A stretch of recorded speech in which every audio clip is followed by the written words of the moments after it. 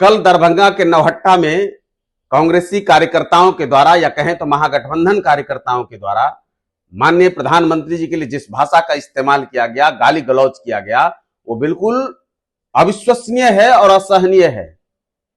भारत के लोकतंत्र में इससे काला अध्याय कुछ नहीं हो सकता।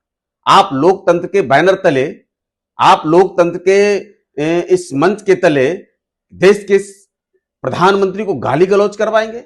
ये जो तारा सितारा की जोड़ी है, ये जो राहुल गांधी और तेजस्वी यादव जो ड्रामा कर रहे हैं, ये जिस तरह की भाषा का इस्तेमाल खुद भी करते हैं और देश की जनता को अब जिस तरह से, ये कार्यकर्ताओं को जिस तरह से अपने राजनीतिक कुर्सी की भूख में, राजनीतिक कुर्सी की लालच में उद्वेलित करने का काम कर रहे हैं या उनको गलत तरीके से प्रशिक्षित करने का काम कर रहे हैं और उनके द्वारा गलत शब्दों का इस्तेमाल करवा रहे हैं, ये देश के लोकतंत्र पर आघात है, ये भारत के संस्कृति पर आघात है, ये भारत की आत्मा पर चोट है, ये गांधी की आत्मा पर चोट है।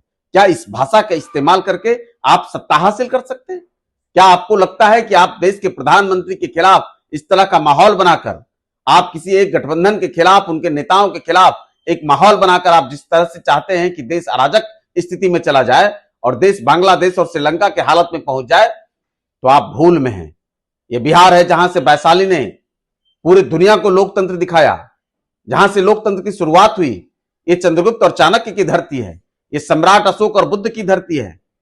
आपको गलतफहमी है राहुल गांधी जी, आप जो चाहते हैं वो असंभव है।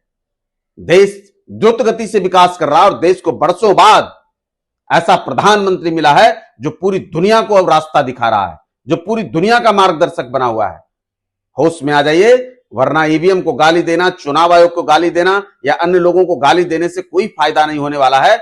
फिर से जनता नरेंद्र मोदी के साथ होगी, फिर से जनता एनडीए के साथ खड़ी होगी और ऐसी भाषा का इस्तेमाल ही आपको बरसों से, आपके नेताओं की गंदी सोच के कारण आपको बरसों से जनता ने धकेल दिया है। न बिहार में लालू फैमिली आने वाला है, न देश में कांग्रेस फैमिली आने वाला है, न राहुल गांधी की फैमिली आने वाली है।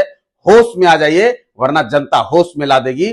पूरा बिहार इसका करारा जवाब देगा, पूरा देश जवाब देगा और फिर देखिएगा कि 2 दर्जन सीटों के अंदर जब आप सिमट जाएंगे, तब फिर देश की संस्थाओं को आपको गाली देनी पड़ेगी।